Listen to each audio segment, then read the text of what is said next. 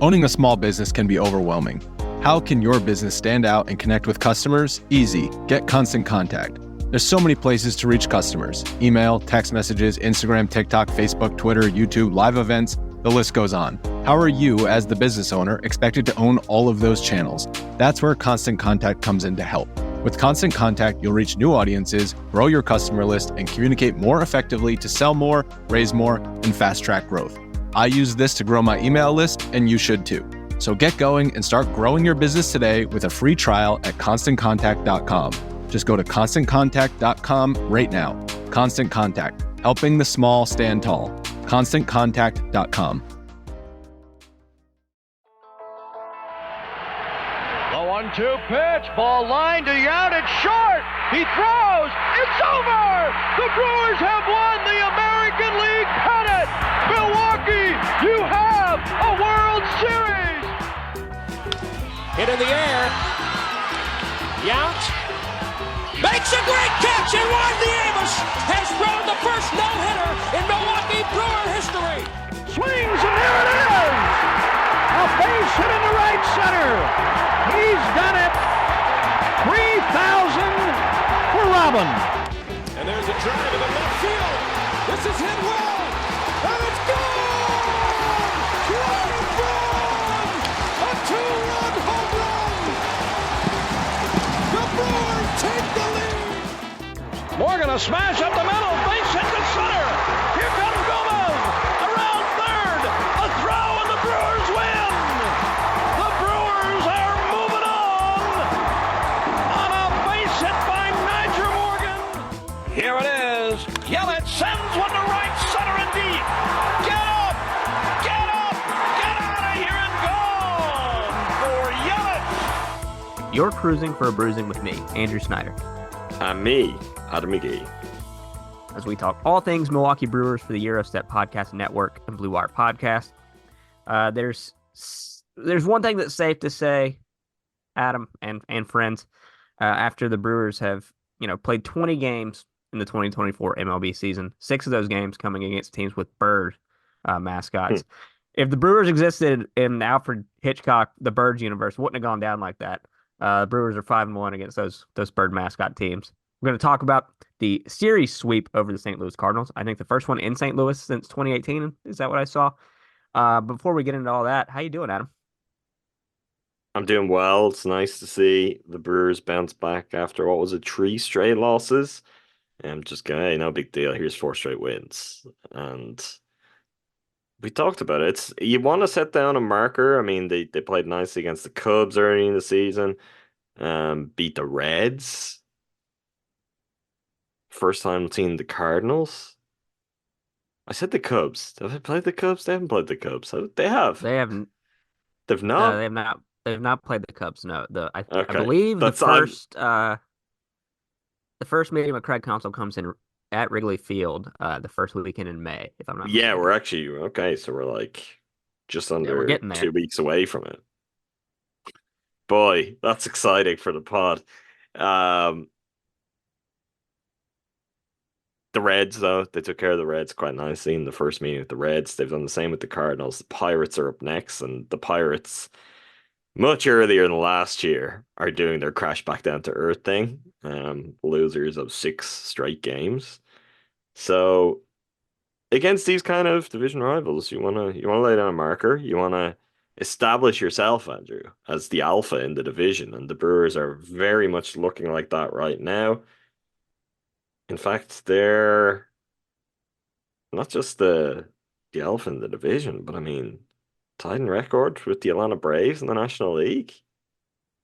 Also tied for the best run differential in the National League with the Braves. So, yeah, just out of the gates, as good as we could have possibly expected, despite us being more optimistic than most about what this Brewers season would be.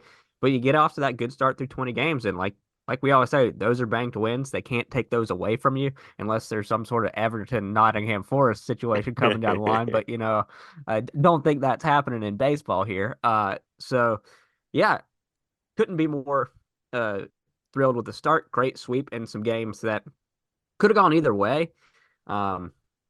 the member of the Cardinals new look rotation that we thought was a good signing for them pitched very well. One that we thought was a poor signing for them actually pitched very well. And then in the middle of the game, the Brewers bats just erupted. But we'll get into all that. A few news and notes along the way, not as many as there seem to have been the last few weeks, although there have been more Brewers prospect injuries. So I guess we'll get into that as well. But as far as the major league team goes, Tobias Myers, since the last time we spoke, was sent back to Nashville without getting into any game action for the Brewers. Replacing him on the roster, Trevor McGill activated from the concussion list. So nice to see the big guy back in the bullpen. Jake Bauers placed on the bereavement list, so he was not with the Brewers this weekend. Andre Monasterio recalled from Nashville to replace him on the roster. Bauers, obviously still hoping to come alive with the bat, but has been providing some great first base defense for the team. Brewers traded Vladimir Gutierrez to the Boston Red Sox for cash. So Gutierrez no longer with the organization, the guy that they had picked up earlier in the season. And then Kevin Herget did clear waivers and is with Nashville. And I think I saw that he got into some games over the weekend.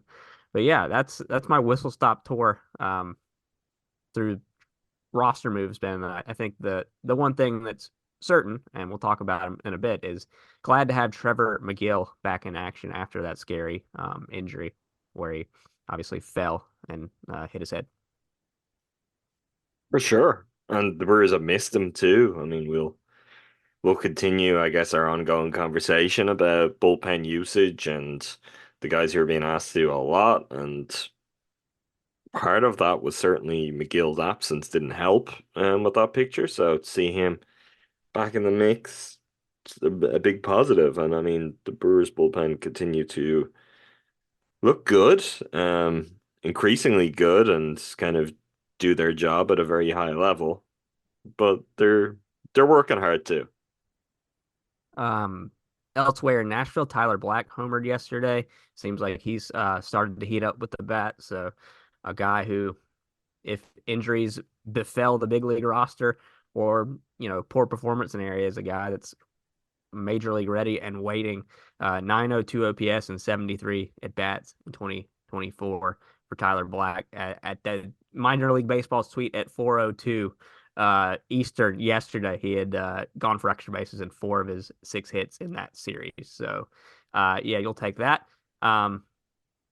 Other fun stuff around Brewers land. Brandon Woodruff getting some camera time at the Milwaukee Bucks playoff game yesterday. Always great to see the big guy. I'm just talking about all these big strapping men, Adam, that we throw our support behind. So I don't know why I keep doing that, but glad to see Woody anywhere. The prospect injuries I mentioned, Wes Clark placed on the 7-day IL for left knee inflammation, and then Eric Brown Jr. Hurt his throwing shoulder diving back to the base on a pickoff attempt. Hasn't played since Wednesday. No more prospects diving into bases, Adam. My heart can't take it. This is getting, I mean, I would say comical, except for the fact that it's not very funny. But just the sheer volume of Brewers prospects getting injured lately. I mean, notable prospects, name prospects, the kind of prospects that we will name check here when they get injured, has been really stunning. So if that could stop, that would be great. If we could, keep the prospects healthy, let's see them thrive and continue to take steps up the ladder closer to being on the Brewers roster in the major leagues, that'd be great. But certainly there has been no kind of insignificant amount of misfortune when it comes to injuries for Brewers prospects of late. Last bit of news, Adam, before we get into the series, and this is, we don't like to give free ads on this podcast, but just as a public service announcement, it seems like the Wisconsin Timber Rattlers are having an Utter Tugger merch drop today, so get in on that. We can plug that. We can plug that. I mean, if it's within the Brewers organization, do I like to do the bidding of like the workings of like the wider Rick Schlesinger umbrella? No, Andrew, I don't. But we also do have to continue to support the team. And I have Utter Tuggers merch myself? Yes, I do. Would I recommend others to get in on the act? Others? Hear me? And yeah, sure. Ty's kind of like the mayor of that whole area too, right? He is. I don't see him repping the Utter Tuggers often though. So Maybe this is the opportunity for Ty to rectify that. Just these guys, Adam. Just these guys. On to the series. Freddie Andrew, you Peralta. better believe that other Tuggers like shirts get some funny looks in Ireland, right? It's it would be a tough one to explain. So I think it'd be a lot easier for Ty to be, the main brand champion here. Do you think it's the merch that you own that you get the most double takes at? I don't know. There's sometimes I feel people are book stuff. Certainly, I think there's a recognition, and that makes me uncomfortable because maybe they'll listen to a podcast and then I'm like making myself a target. It would make people think I'm like the kind of person who just goes out and about. But hey, look at me. If you know the books, you might know me, which could not be further from the truth. So I don't know. Wisconsin, Ireland, Derry. There's some connections there. Like I wear my Mudcats hat a lot, my Shookers hat, and they're just like they could be anything. I don't think there's any real like there will be no recognition for that. I have a great just regular T-Rats hat as well. That's all those things like they just look, yeah, that's a cool hat. Other tuggers would certainly get some luck, but the recognition is served, I think, or saved for books more than anything else still. Adam, one of these days, off-season pod, we'll do it as live as a playback, and then we'll, I don't know, because it wouldn't be a great audio pod, but get people just to bring in their favorite minor league baseball merchandise and just share it virtually via screen because minor league baseball merchandise is top tier. All right, they played baseball this weekend in St. Louis. The Brewers taking on the St. Louis Cardinals. Freddie Peralta on the mound against Kyle Gibson. A game where it didn't feel like Freddie had his best command, but he still locked in and really got the job done. One of the moment in the bottom of the second I thought was particularly funny. Freddie gets into a little trouble. Wilson Contreras singles. Bill then attempts to backpick his brother over at first base. Wilson beats the throw back in and just gives him thumbs up down behind the plate to his brother. Obviously, Wilson hate is back on the menu, as Logan said in the Discord. Later in the inning, Freddie Peralta strikes out a batter to get out of the jam, or so we thought. Ball gets away from William Contreras. Contreras has to go retrieve it. The other Contreras tries to come around and score from second on the ball that got to the backstop, but Bill throws the ball to Freddie. Freddie makes the tag. Wilson Contreras, obviously, no malice actually intended here, but kind of tackles Freddie, and they wind up just both laid out near home plate. Wilson's head in Freddie's lap, just a coming together at the plate, and the Brewers thankfully come out on the other side with the out and the inning over. But a couple of funny moments featuring the Contreras brothers in that inning. Wilson Contreras is never not in the thick of anything that's going on.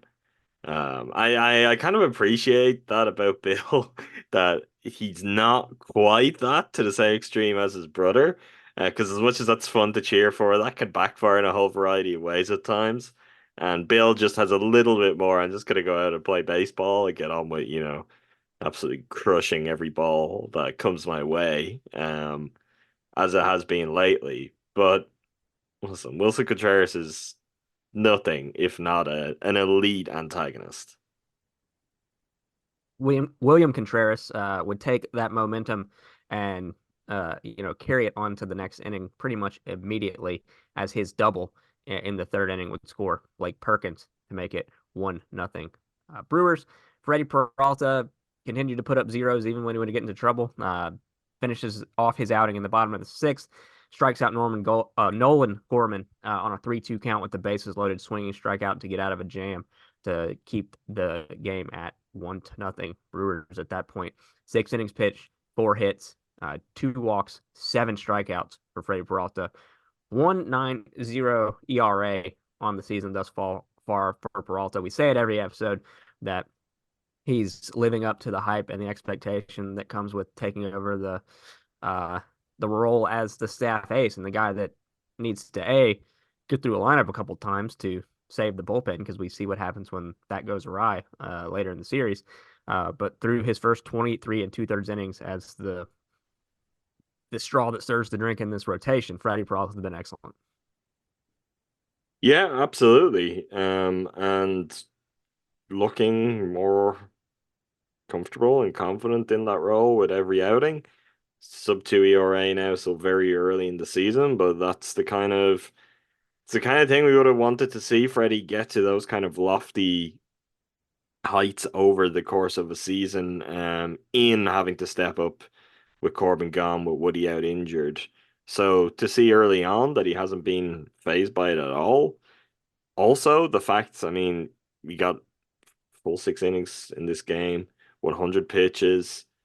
They're not insignificant things because although Freddie has been established as a really, really, really good pitcher in the big leagues for quite some time, he would have his problems from time to time. Um, but he is very consistently for a team and a pitching staff that really desperately needs some starters to just be reliable, that I'm going to give you 6 no matter what. Freddie has done a pretty exceptional job on that front. From memory, I think, did he go 5 2/3 once, but he's gone 6 in every other start. Yep, that's correct. So yeah, very, very difficult to have any kind of gripes with that one at all. And remain really, really impressed with what we're seeing from him early in the season. I mean, he's always a joyous figure too, but he seems to really be enjoying it. But in a way that anytime I see like his post game media scrums or whatever, I feel like there is a little bit more like chest is a little bit more puffed out, shoulders a little bit more back this year. Like he's the guy, and I think he's enjoying delivering as the guy to this point in the season. Whether you're a world-class athlete or a podcaster like me, we all understand the importance of mental and physical well-being and proper recovery for top-notch performance. That's why I'm excited that Unified Healing is sponsoring this podcast. Unified Healing is a new and super innovative global network of wellness centers powered by Energy Enhancement System, or EE System. If you haven't heard of the EE System, you'll want to listen up. This technology promotes wellness, deep relaxation, purification, and rejuvenation. In hundreds of locations across the globe, access to a center is easy and affordable. Interested in experiencing the EE System technology for yourself? Go to unifiedhealing.com/bluewire to learn more and find a center near you. That's unifydhealing.com/bluewire. No material or testimonials on the Unified Healing website are intended to be viewed as medical advice or a substitute for professional medical advice, diagnosis, or treatment. Always seek the advice of your physician or other qualified healthcare provider with any questions you may have regarding a medical condition or treatment and before undertaking a new healthcare regimen, including EE System. We're driven by the search for better. But when it comes to hiring, the best way to search for a candidate isn't to search at all. Don't search, match with Indeed. Indeed is your matching and hiring platform with over 350 million global monthly visitors, according to Indeed data, and a matching engine that helps you find quality candidates fast. Ditch the busy work. Use Indeed for scheduling, screening, and messaging so you can connect with candidates faster. Leveraging over 140 million qualifications and preferences every day, Indeed's matching engine is constantly learning from your preferences, so the more you use Indeed, the better it gets. Join more than 3.5 million businesses worldwide that use Indeed to hire great talent fast. And listeners of this show will get a $75 sponsored job credit to get your jobs more visibility at Indeed.com/BlueWire. Just go to Indeed.com/BlueWire right now and support our show by saying that you heard about Indeed on this podcast. That's Indeed.com/BlueWire. Terms and conditions apply. Need to hire? You need Indeed. Kyle Gibson, to his credit, did pitch around some trouble, 4 walks and 3 hits allowed, just 3 strikeouts, but went through 6 with only that 1 run allowed. I bite through my cheek as I compliment that performance, and I just gotta say, I don't think that's going to be the norm for him this year. After Freddie Peralta's day is over, Elvis Piquero gets a scoreless inning. Trevor McGill makes his return to the Brewers in the 8th inning by putting up a scoreless bottom of the 8th. Then here's where the bullpen questions come into play. Adam, McGill starting the 9th. Starts out very well. Wilson Contreras flies out to right. Nolan Gorman strikes out. Then a walk of Mason Wynn and a pinch hit single by Alec Burleson put 2 runners on and 2 outs McGill trying to protect that 1-run lead. Yoel Payamps then comes into the game for the Brewers, and it seemed like his warm-up was rushed. He didn't get to throw all of the pitches that he wanted in the pen to get ready, and there he is thrust into the game. Hits Herrera with a pitch, walks Brendan Donovan. That ties the game at 1-1. Then he gets Paul Goldschmidt to ground out to shortstop to get the game to extra innings. And it'll come back in a more positive way in the last game of the series. But through the first 2 games of the series, the one critique that I think most fans, bloggers, podcasters have had with Pat Murphy this season is some of the head-scratching bullpen usage decisions. And Jack Stern, whose work we shout out probably every other episode here at Brewers Fanatic, wrote a piece about this very situation and situation a day later where Abner Uribe would throw 30 pitches in a 6-run game. There are probably 2 things, or one of 2 things you got to do going into that 9th inning, and that's either like dance with who you brought and letting Trevor McGill pitch through that inning. But we learned after the game that he was on a 30-pitch limit. So in that case, I think what we would say is you give Payamps that clean 9th.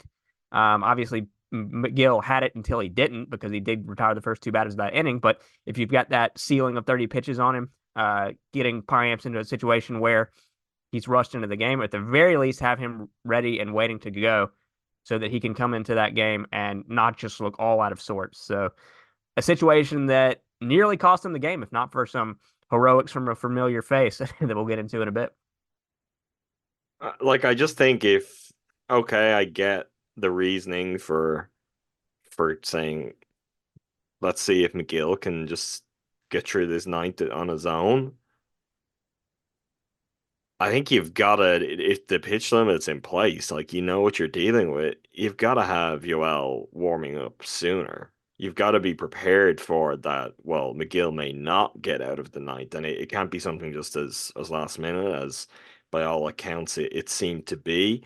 I know in the ideal world, like, you just don't pitch Yoel at all, or you have him saved for, starting off extras as the game would ultimately reach, with a clean inning either, if that's the way you want to go. But you can't have it always at the same time. And I think the precautionary, okay, let's get you warm, and worst case scenario, you're not going to pitch because McGill's taking care of it and we win or we lose this game another way. I do think that would have been better than the situation that Payamps put in. Now, ultimately, not disastrous by any stretch of the imagination, as we'll get to, and even I think for Payamps himself, it's just, if you got that wrong at a different game, a different point in the season, it would be bad news. And it speaks to some little details, like, again, the Brewers have the best record in the National League, and with that, you've got to be like, okay, he's getting the results, and I think he's riding pretty hard with those guys to get every ounce of juice he can get out of this particular orange. But this is a long season, and as much as we'd like to see a lot of wins banked up to be in a place where we can be very confident and secure in, oh yeah, we'll be seeing postseason baseball. Also with the Brewers, the thing is, we don't want to just see them go and, oh hey, we're in a wild card series again and lose a couple of games and that's it, over. Like, we want this to be a team that can compete and can be a problem in the way they have been early in the season when it gets to the later stages too. I know so much of that is uncontrollable. I know you can't worry about injuries to that extent down the line, as otherwise you won't get there. But it has been for sure the most interesting part of getting to know Pat Murphy's, I guess, mindset, his process when it comes to the bullpen. And to be fair to him, like, and part of him might just be working that out too. And we may see adjustments as we get a little bit later into the season, we get into the middle of the season, where he doesn't do things like that. But there's some trends that are interesting. I also think it's like last year we called out so much for, and even the year before, the Brewers really didn't have many guys at all who were comfortable or happy to go multiple innings in relief. Like, Bryce was one of the only guys last year I think we'd see do that consistently. We saw Yoel do it occasionally. I don't know how much we saw Piguero, which is interesting because Piguero has done it quite a few times already this year. That feels like it's flipped, where you've got quite a few guys, or maybe it's just really a reflection of Pat Murphy, who he is very happy to push multiple innings in relief.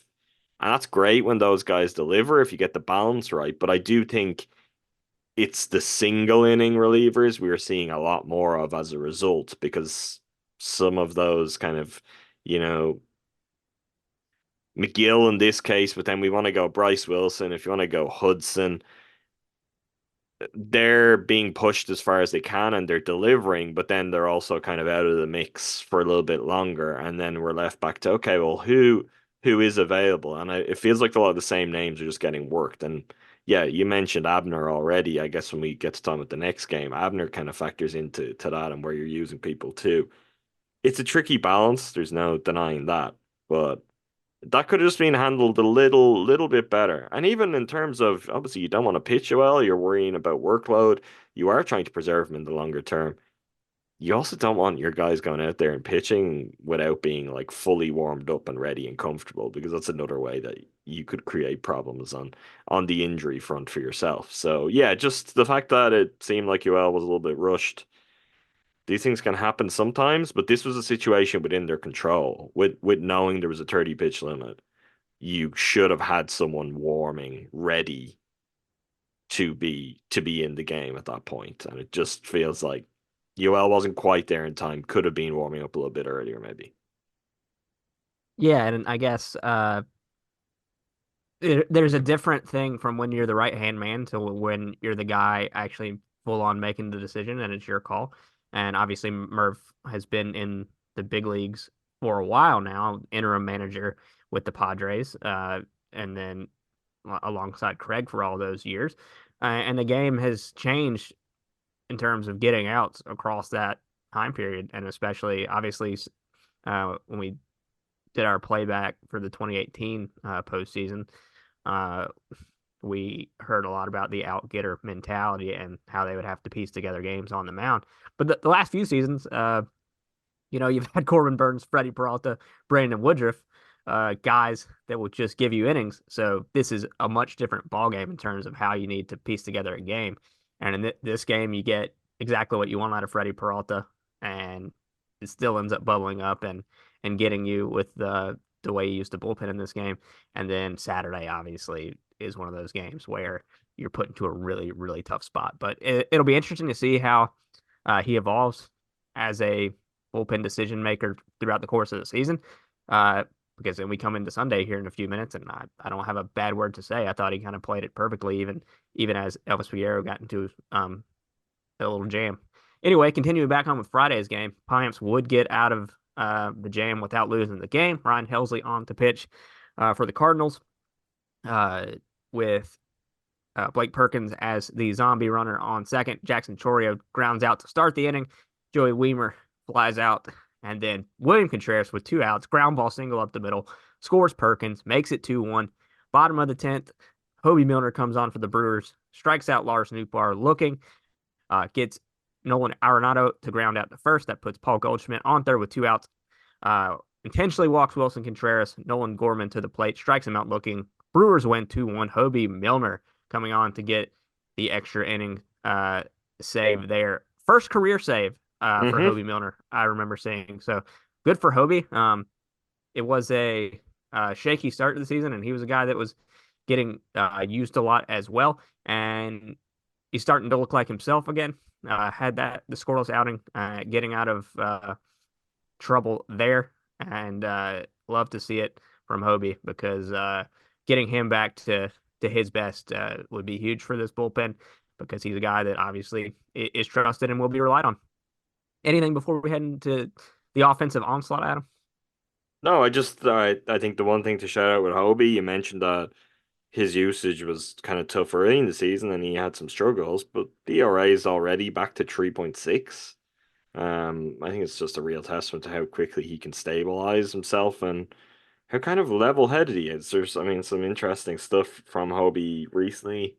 I don't remember where it was, a week before last. He kind of spoke about his own mental health and kind of how he's worked with his mindset in games. And I think one of the greatest compliments you can give him is he is a guy who he just shakes off whatever it is, and he can kind of steady and stabilize himself and his season very, very quickly. It's what he's shown now over quite a long period of time with the Brewers. So yeah, Hobie remains a favorite of ours here at Cruising for Brewsing.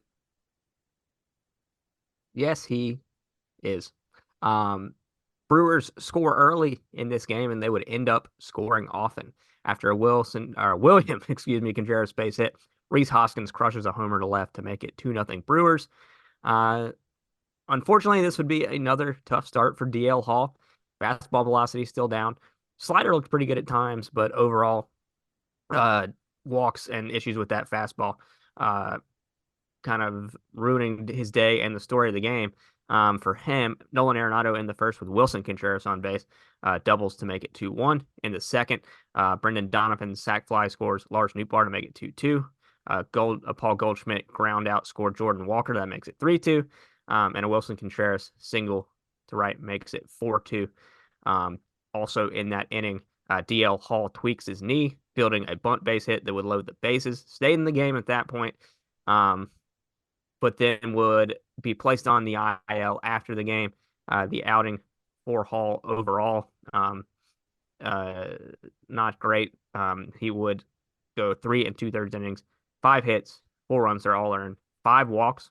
The big issue there, no homers today, so that was better there. But yeah, Hall tweaks the knee going on the IL. Jared Koenig called up, not looking good for Hall, and honestly, I think.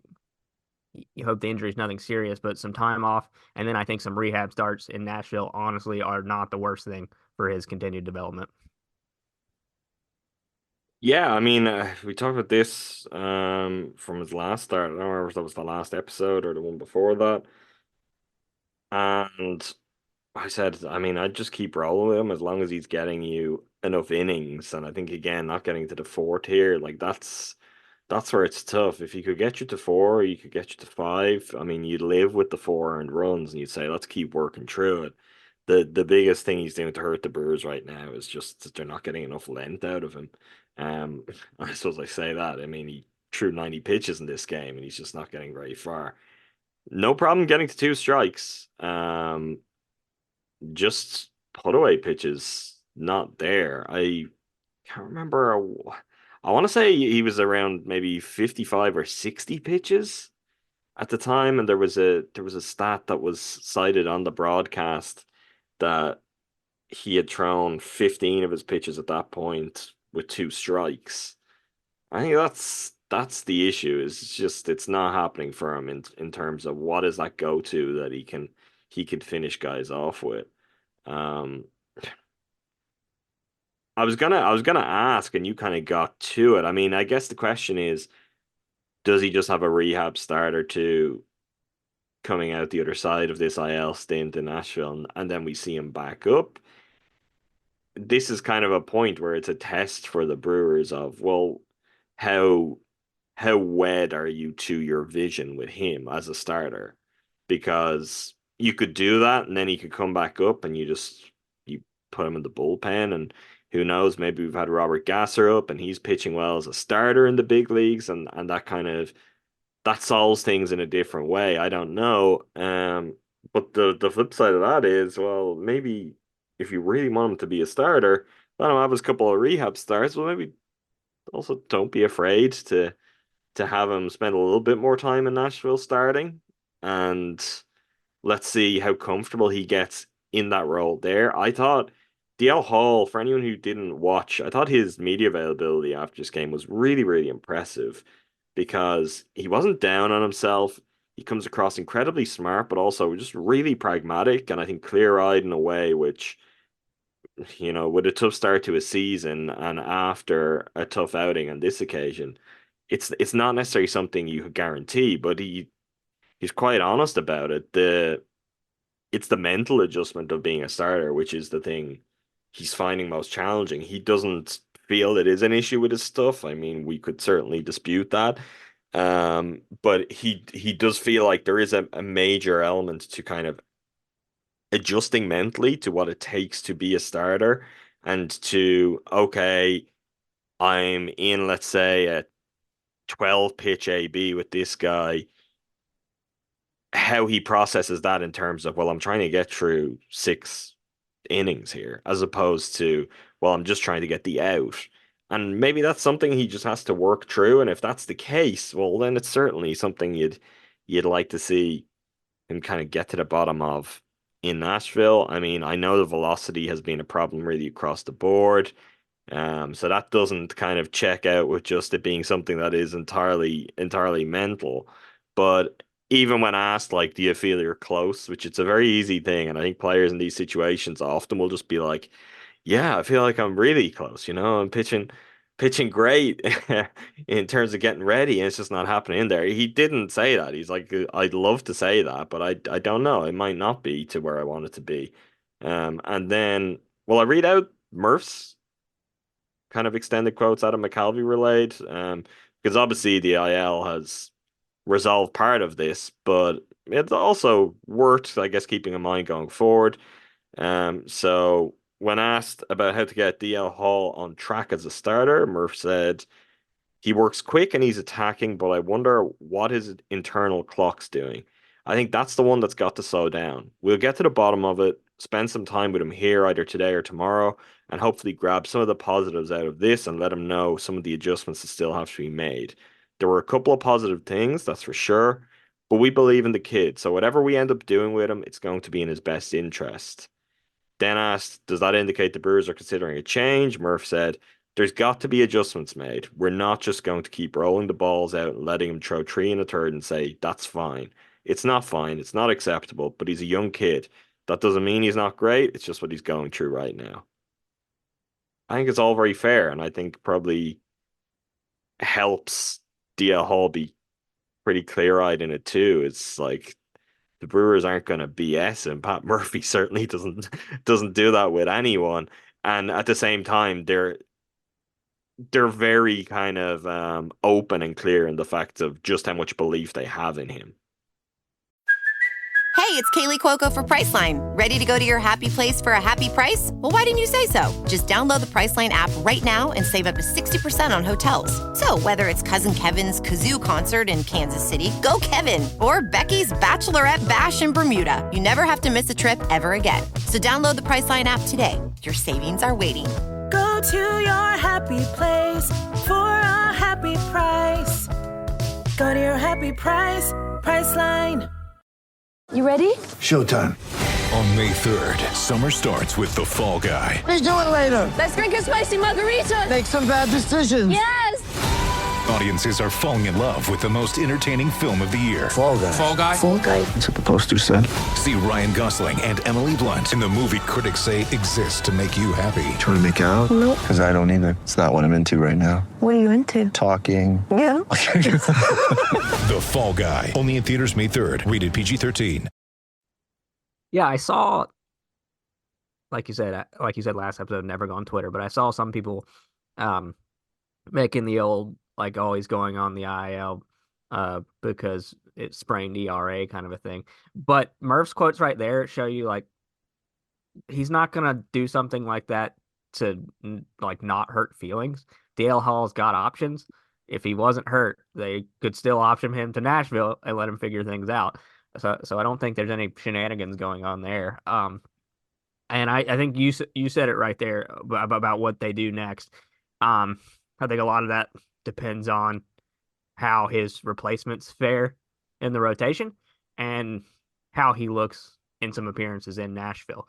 Because if he figures it out there and then you can give him stint 2 in the big leagues and you find some consistency, great.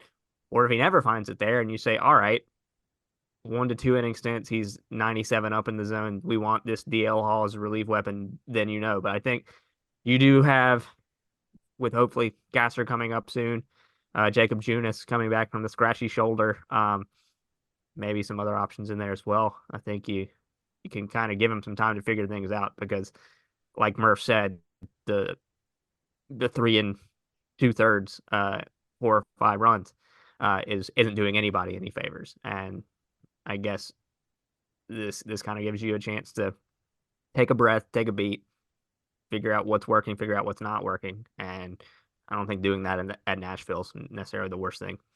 There's also a timing element to it. I mean, if this was last season, DL Hall could go and give you 3 1/3 and work through it because you were getting 6 innings from the majority of your starting rotation on other nights. Like we've seen plenty of Brewers pitchers. Someone like Adrian Hauser could be prone to some pretty funky starts that would not necessarily stretch things out, but your bullpen was in a much better spot, much more well rested than they are this year. So I think you got to look after him, and then the other part is you got to look after all of your other pitchers who are being impacted by the knock-on effect of him just not quite having it right now. I just, to your point, I just think people really need to like take some deep breaths and chill out on DL Hall and on what he is in the long term, and also on what he will be this season. I think just there's not a whole lot like definitive to be learned from what we've seen so far. I think everyone can just take some time. I know it's not as fun maybe as just firing off the hot take immediately. But it's entirely possible that he finds it in Nashville and over the course of the season he becomes a credible and a positive contributor as a starter for the Brewers. Like if that's not the case, he could be a great reliever, and that could come after a long spell of him being a pretty bad starter because that role doesn't suit him. But you're going to have to go through that to get to the bottom of it.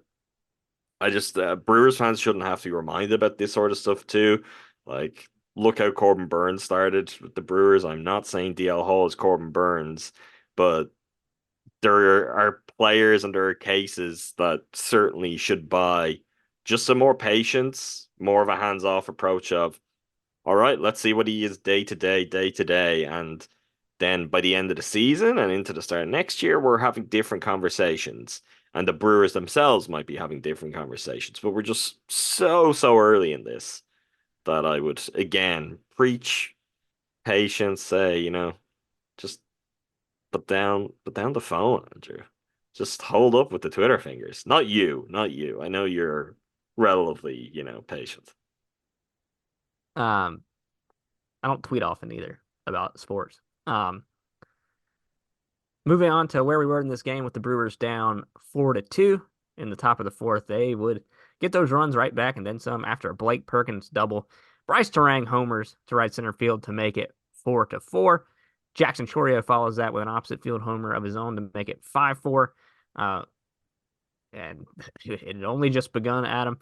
DL Hall gets 2 outs on a Brendan Donovan line out double play in the fourth, and then allows a Paul Goldschmidt single, and Bryce Wilson would come in relief for the Brewers, and the Brewers bullpen on this day would be pretty dang good. Wilson goes 1 1/3 scoreless in relief of Hall, and the Brewers bats would continue to pile on. In the 6th inning, a William Contreras single scores. Jackson Chorio makes it 6-4. Willie Adames follows that with a double to score Sal Frelick, making it 7-4. A Reese Hoskins swing single to right field makes it 8-4. Willie Adames then scores on a Giovanni Gallegos wild pitch. That makes it 9-4 Brewers in the 7th. Jackson Chorio scores on a Mason Wynn throwing error on a Sal Frelick ground ball, makes it 10-4.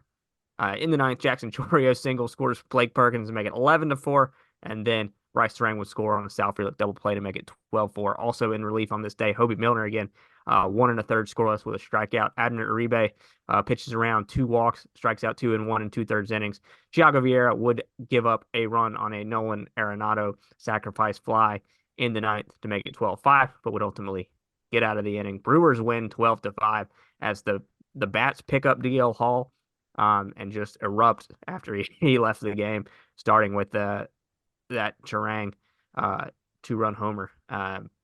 The weekly Bryce Terang is good segment coming back up. His hot start to the season continues. In a minute, we're going to talk about another guy who you wanted to add to this segment. It was a weekly Bryce Terang segment, and just every episode we'll just pick one new guy to highlight in the "Is this guy good?" segment, and that's coming up soon. I just want to take the opportunity because we haven't talked about him as much the last couple of episodes. I don't think that's a bad thing. But you did mention Jackson Churio had a home run this game. Jackson's striking out a lot. Like it really is feast or famine stuff right now. I think the real gift here though is, as I said, we're not talking about him a lot. Brewers fans aren't having to don't have to agonize over his performance in the same way as we just talked about, like that they are with DL Hall. Because the situation is so different in terms of the offense so far to this point in the season and to who's producing, that he's just got a little bit more room to breathe. He's got a little bit of time to kind of just work his way into it. But I just think it's worth remarking on because it hasn't all been smooth sailing. There is certainly an element under there's some at bats where you're like, yeah, he hasn't seen this kind of pitching or he hasn't seen a pitcher like that guy before. But when it's clicking, it's electric as we all hoped, as we all expected. But I think one of the great things with Churio at the moment is that the Brewers are kind of just carrying him along in every other way that we don't have to zero in on him and him be the only positive thing we have to talk about and as such, really obsess over every detail in the box score game to game of what he's doing. I think that should really benefit him over the course of his rookie year in the big leagues. Yeah, 30% strikeout rate thus far this year, 225 average, 282 OBP, 408 slug. He's got a 91 WRC plus, so a little below league average as a hitter thus far in his young career. Yeah, I think I've noticed that as well. People kind of being patient with him and understanding that they're going to be growing pains. I wonder if obviously the age difference comes into play there, but also I Home wonder if runs the help trade. too. It's like Yeah. he's got 4 homers already. So let's say a more casual fan who might be quick to jump on this guy's supposed to be the savior. He sucks. They're not necessarily locked in on the strikeouts day to day, but they're seeing, once a week a Jackson Churio homer pop up on their feed on social media, and they're like, oh yeah, this guy is the real deal. Like that's probably a part of it. Yeah, and I think also the trade can kind of warp people's brains. Hmm. So not that you shouldn't have some reason for concern, but like I think just this is the guy we got for Corbin Burns kind of like Yeah, warps sure. people's minds. But yeah, that is a good point too, because anytime you're seeing Jackson Chorio in a casual sense, it's because he's done something good. Like people that aren't watching 162 don't see him striking out 30% of the time. But if you're just passing through and you see the beautiful opposite field home run or the stolen base, uh, that's obviously gonna stick in your mind. Um, Moving on to the final game of the series, Colin Ray on the mound against Sonny Gray, and for a while, Sonny Gray was tying the Brewers up in knots. We'll start this in the bottom of the first with 2 runners on. Colin Ray on the mound found himself in a little bit of trouble throughout the course of this game and always managed to wiggle his way out of trouble. And that starts with Blake Perkins because in the first inning, with those 2 runners on, Lars Nootbaar crushes a ball to center field. Blake Perkins glides over to the wall, leaps, robs the homer. Colin Ray would eventually pitch out of that inning without giving up any runs.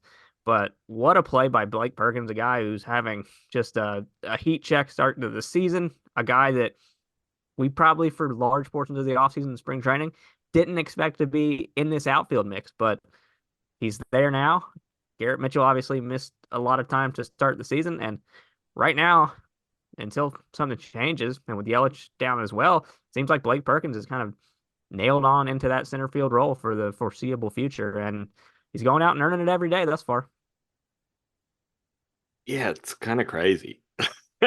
Like I'm not. There's I'm. even I'm not gonna there, pretend it's not.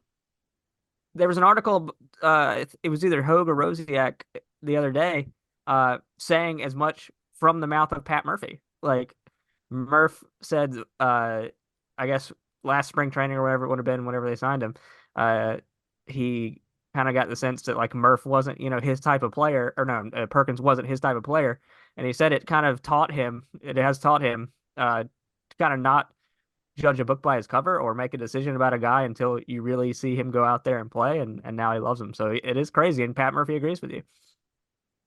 Look, the defense, and we'll get to obviously his highlight defensive play of the season so far coming in this game. But that's something we knew, okay? We knew he was a very good defender. I will admit, and I have voiced it on the pod before, I still had some skepticism if he was as good as the numbers said he was at times last year. I think that has certainly borne out early this year, and that's really, really valuable. I mean, Murph himself has I think talked I know about. why. Go on. And it's the same reason that Murph kind of alluded to in that article. It's because he makes it look easy, so it looks low effort when it's not necessarily low effort. Because that's pretty much what his thing was. Is like his game looks laid back, but really it's just smooth, I think is how I would describe it. I think athletically he can probably do more than we would have originally given credit to. Like there was one that he kind of there was a ball center field yesterday that he maybe slightly misread, maybe he got caught up in the wind. I don't know if you know what I'm talking about. But it ended up It also just it a looked little like he was hairy for a shielding the moment. sun with his glove too. Sure. And it's like there isn't really a doubt that he has everything he needs to recover and make that catch. But at times you're just like, oh, I don't know. I don't know about this. But he keeps doing it. So I'm believing more and more with every game. This is well established. I think his power is in his hair, and I think it was a big change coming into this season. Um, but yeah, offensively, he's performing at a really high level. He's hitting 968 OPS right now. I'll certainly play. And one of the things that in his opportunities last year, and again, it's maybe like your role changes and different things get highlighted. So last year he would get some opportunities to be a pinch runner from time to time. Be like, hey, you're fastest guy on the bench in this scenario. We don't need Rowdy out there as we try to win this game. You're a pinch runner. And I thought his base running left a lot to be desired. But it's very different when you're just asking that of someone as opposed to when he has what is becoming a true everyday role. He's playing well on both sides of the ball. He feels established. He feels comfortable. Also, not something to be overlooked, considering he could easily have fallen out of the big leagues.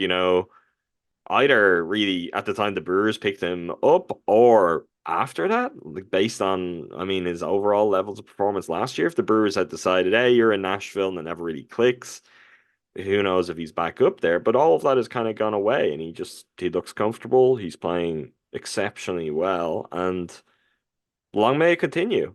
Because yeah, he's proving me wrong. Most of all, more than anyone else, more than Pat Murphy, he's proving me wrong, and I'd like for him to continue doing that. As would I, rooting for it definitely. It's only 54 plate appearances.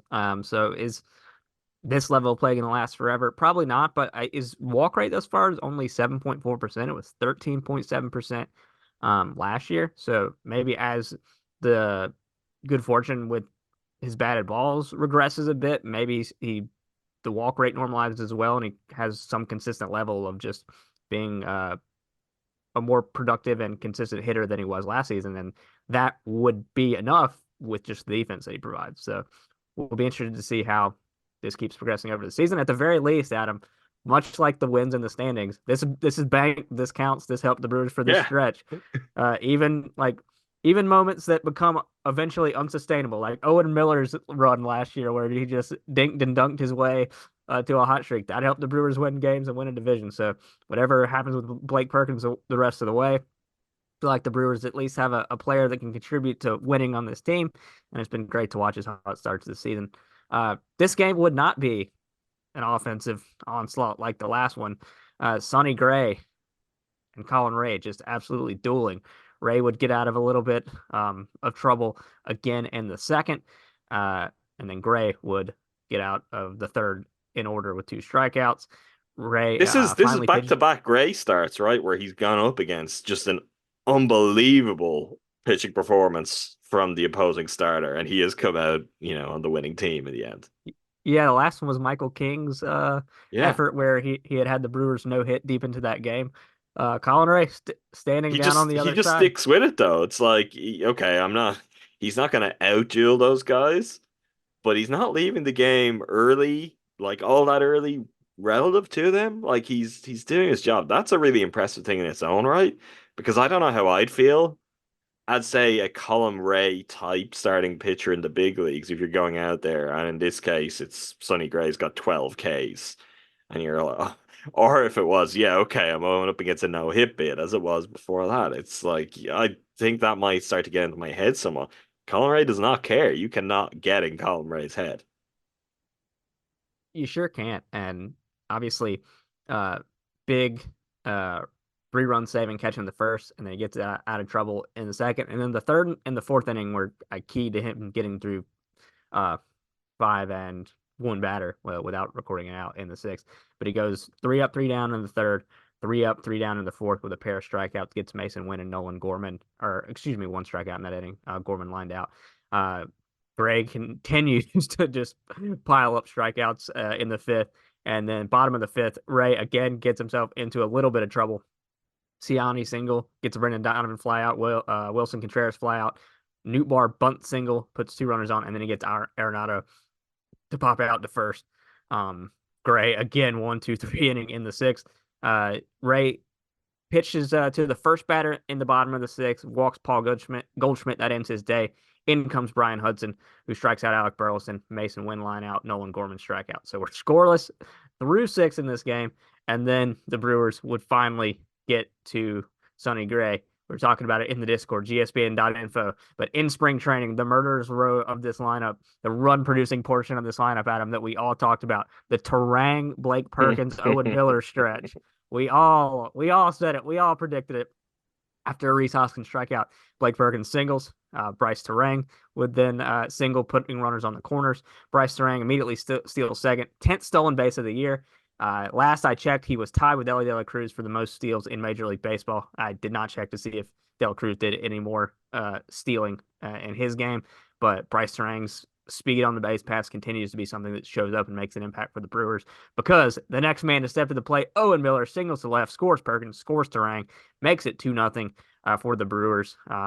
Knocks Sonny Gray out of the game, who could not get through that 7th inning.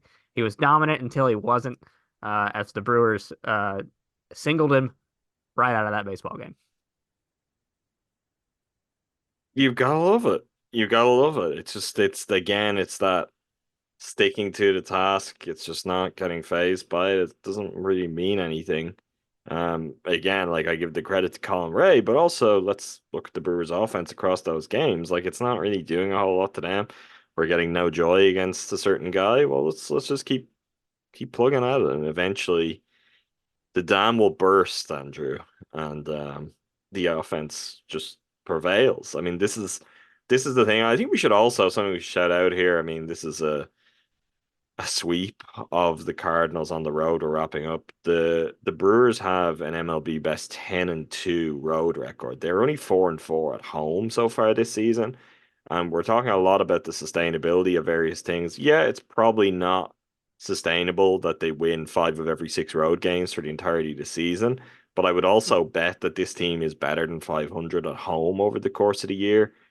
They've had a road-heavy schedule to start the year. I get back to AmFam and start racking up some wins there. Like, I do, for as much as there's things that are going to regress our players, there's enough I feel already that we're seeing. This is 20 games. Like, we're not at really meaningful places, but we're not completely, inconsequential in terms of sample size anymore. We're getting closer to when we'll be able to talk about these things with a bit more conviction.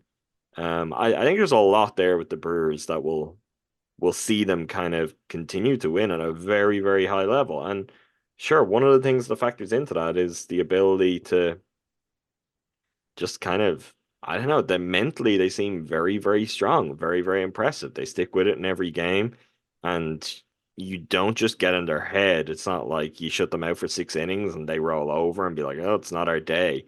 That is not how this team is playing at all. Like, they're there until the end every single day. Sometimes you talk about a team taking on the personality of its manager, and I think this is one of the ways that it shows up in a positive way. Easy to say when you're 14-6, Andrew. My vibes are too high. You can't knock them down. Brian Hudson stays on for the 7th to protect that lead. Goes 1, 2, 3 in the 7th. And this is part of the portion where I thought Murph's bullpen decision making was good because Hudson getting to the end of his rope in a multi-inning stint keeps him in to face the lefty Nootbaar and strikes him out looking. Nootbaar unhappy with the called strike call. It was a strike, Lars. I just need you to I need you to understand that. Go look at the photo evidence. Elvis Peguero comes on in relief, walks Arenado. Kind of a jam shot single follows by Paul Goldschmidt. Then Alec Burleson flies out and Mason Wynn flies out to get out of the inning. Nothing for the Brewers in the top of the ninth. The old Piamps comes on for the Brewers and bounces back from his tough outing on Friday. Strikes out Nolan Gorman, gets a Herrera ground out to third, and a Brendan Donovan ground out to first. Brewers win 2-0. Piamps nails down the save. Owen Miller's heroics with the clutch hit in the seventh, and Colin Ray battling through trouble, locking in, and then doing what he does and getting through five and not allowing a run in this game and giving the Brewers every chance to steal the game, and they ended up doing it and breaking out the brooms. Gotta love it. Yeah. Want to hand out some frosty ones? Let's do it. Plenty deserving. Blake Perkins gets a beer. Bryce Terang gets a beer. William Contreras gets a beer. Willie Adames gets a beer. Owen Miller, the Victor Caratini special. Freddie Peralta gets a beer. Colin Ray gets a beer. Hobie Milner gets a beer. Elvis Peguero gets a beer. Bryce Wilson gets a beer. Admiral Uribe gets a beer. And Brian Hudson rounding out the group. Through 20 games, William Contreras leads the way with 8. Bryce Terang and Willie Adames with 6. Christian Yelich, Admiral Uribe, Brian Hudson with 5. Jackson Chorio, Joey Ortiz, Yoel Pimps, and Colin Ray with 4. Elvis Peguero, Reese Hoskins, Sal Frelick, Blake Perkins, Freddie Peralta, Hobie Milner, Bryce Wilson with 3. Oliver Dunn, Joe Ross, Thiago Vieira with 2. Trevor McGill, Jake Bowers, Gary Sanchez, JB Bukowskis, Jared Koenig, Joey Weimer, and Owen Miller, each with 1. 20 games of the season, and we're drinking some cold ones. Will we look ahead? They will. Let's do it. We will continue playing baseball. As much as, like Jordan, I would just like to freeze this record in amber. Is that what they have in Jurassic Park with the mosquitoes? And just have the Brewers always having a 700 win percentage. They will keep playing baseball. Famously, if you're a longtime listener to any of our GSPN pods, Jordan wanted to cancel the NBA after the Bucks won the championship. He wanted to make that the last go round. He'd still stand by that, honestly. I mean, even after an opening playoff win for the Bucks, if you gave him the option of just we erase, we pretend nothing else ever happened because the NBA was essentially completed by the Bucks winning their second championship, he'd take it. You know what? It's fair. Monday, April 22nd in Pittsburgh against the Pirates, 5:40 Central start. Joe Ross against Jared Jones. Tuesday, April 23rd, 5:40 Central start. Wade Miley against Bailey Falter. On the broadcast, Wednesday, April 24th against the Pirates, 5:40 Central start again. On the broadcast, this was TBA versus TBA. And then Thursday, April 25th, 11:35 a.m. Central start, TBA versus Mitch Keller. Don't know if any of that has changed since seeing that on the broadcast. The graphic I have up is clearly wrong because it has DL Hall slated there, but we know he's on the IL. So some uncertainty with the rotation in the final 2 games of the series. We'll see how it shakes out. But 4 games in Pittsburgh before returning home to face the New York Yankees, who are off to a great start as well. We get to reunite with some old friends on this trip to Pittsburgh. Rowdy Tellez. Don't let this be the series that he wakes up, because he's had a rough start to the season. I do not want to see him succeed in this series. He can go back to it afterwards or figure it out at some point. It could happen, Andrew. These are the things that sports likes to do.